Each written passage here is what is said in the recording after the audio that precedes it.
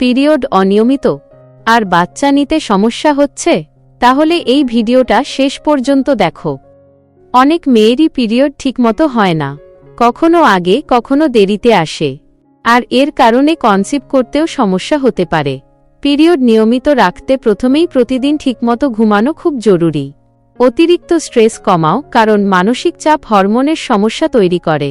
প্রতিদিন হালকা ব্যায়াম বা হাঁটাহাঁটি করো, এতে শরীর হেলথি থাকে এবং ওভ্যুলেশন ভালো হয়। খাবারের দিকেও নজর দাও, সবুজ শাকসবজি, ফল, ডিম, দুধ আর পর্যাপ্ত পানি খাও।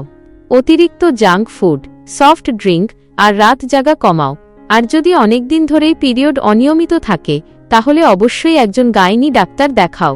মনে রেখো, নিয়মিত পিরিয়ড মানেই হেলথি রিপ্রোডাক্টিভ হেলথের একটা গুরুত্বপূর্ণ লক্ষণ।